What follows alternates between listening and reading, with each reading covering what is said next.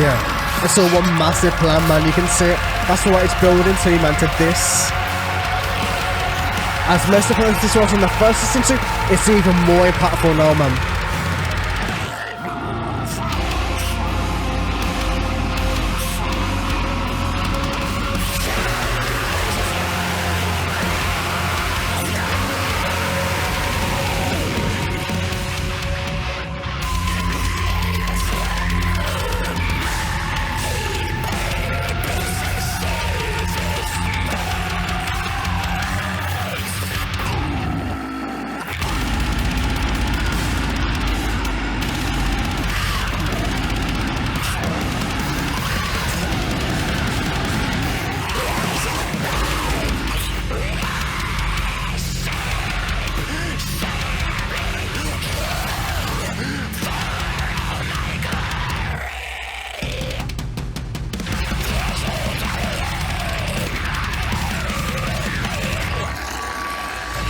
Oh man, this is going to be different with this breakdown, man. This is like, oh, it's all clicking in my head, man. It's all clicking.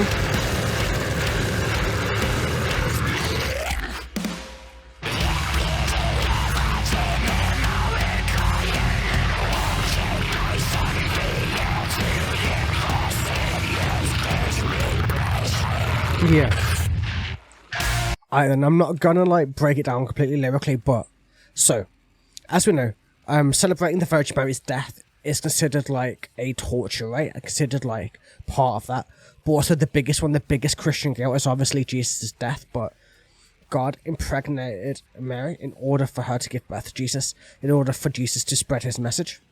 A message to get him killed in the process, knowing it would get him killed so that God can take pleasure upon that and use that guilt across all of humanity in order to spread his destruction, his thoughts, his like him not finding his creatures worthy of his time anymore, that he just wants them to suffer. He wants to send each and every one down to hell for their sins, the sins of the past, their fathers before them, and so on, and such forth in the process of it all.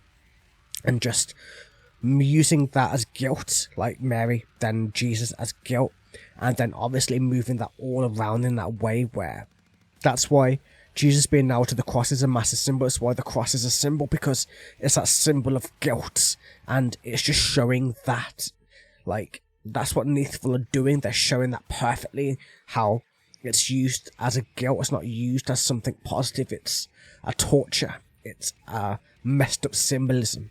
It's absolutely just clicking straight in my head. So, either way, man, we get the idea of it.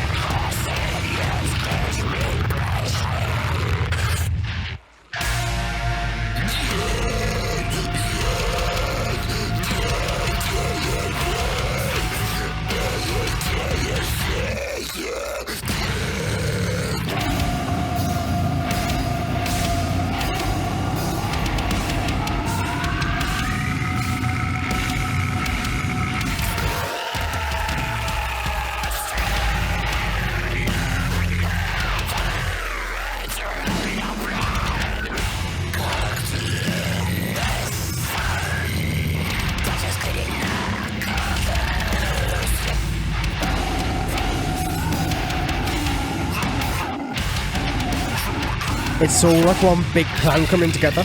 You know, it's actually been planned from the start by God's like choice. This has all happened because he wanted it to, not because he couldn't stop it, but because he planned it. That's crazy, man. I love this, man. This is so cool. Like, obviously it messed up like lyrically, but so true.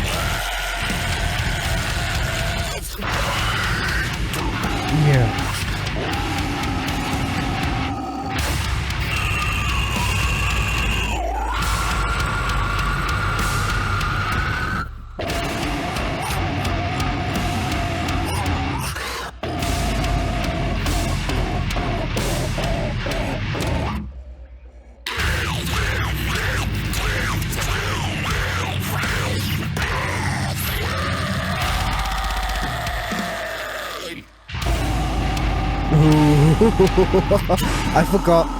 I listened to this song quite a lot, but in this one, it's holding so much more weight to me, man. It's just crazy, isn't it?